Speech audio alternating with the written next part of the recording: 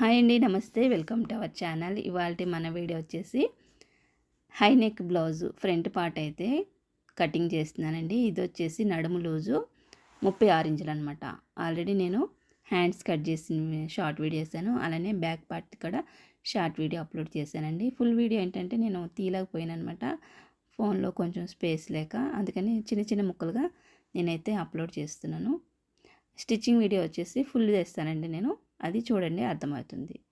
ఇక్కడ వచ్చేసి బ్యాక్ పార్ట్లో ఆల్రెడీ నేను నడుం పట్టీకి తీసుకున్నాను కదండి 2 ఇంచెస్, దాన్ని మైనస్ చేసేసుకోవాలి. ఇక్కడ వచ్చేసి 6.5 అయితే నెక్ తీసుకుంటున్నాను. 6.5 దగ్గర హైట్ కొలుసుకొని వెడల్పు వచ్చేసి ఒక కింద పైన వచ్చేసి 4 ఇంచులు, కింద వచ్చేసి 4.5 ఇంచులు తీసుకుంటున్నానండి.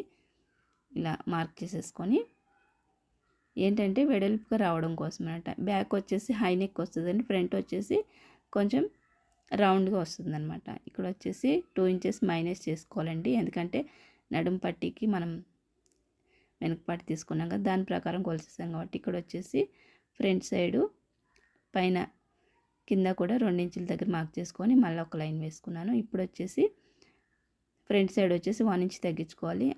ఇటు సైడ్ కిందకు వచ్చేసి 1 ఇంచ్ డౌన్కి, ఇక్కడ 3 ఇంచుల దగ్గరికి ఇలా క్రాస్గా వచ్చేసి దీన్ని ఇట్లా కలిపేసుకోండి. ఇంకా మీకు ఫ్రంట్ పార్ట్ ఇంకా వేరే కొలసిన అవసరం లేదనమాట. మనం బ్యాక్ పార్ట్ హైట్ కొలుసుకొని దానికి 2 ఇంచులు తగ్గించుకొని ఫ్రంట్ పార్ట్లో మళ్ళీ పైకి ఒక 1 ఇంచ్ తగ్గించుకోవాలి. బ్లౌజ్ హైట్ వచ్చేసి 1 ఇంచ్ కిందకి. మీకు ఫుల్ వీడియో చూసి అర్థమవుతుంది, నీకు లింక్ ఇస్తాను, మీకు క్లియర్గా అర్థమవుతుంది అనమాట. ఇక్కడ వచ్చేసి చంక లోతు వచ్చేసి 30 ఇంచు తీసుకున్నానండి.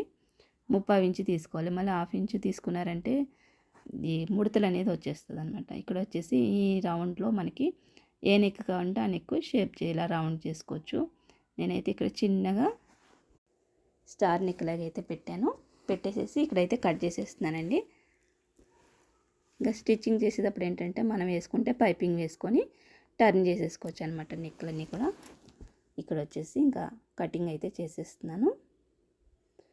ఇక్కడ సైడు ఒక 1 ఇంచ్ ఎక్స్ట్రా తీసుకోండి, ఎందుకంటే మనకి పట్టుకున్న తర్వాత మళ్ళీ టైట్ అవ్వకుండా పెద్ద కుట్టు పట్టుకుంటాం కదండి. చెస్ట్ ఎక్కువ ఉన్న వాళ్ళకి ఏంటంటే ఇలా ఒక 1 ఇంచ్ ఎక్స్ట్రా తీసుకోవాలన్నమాట.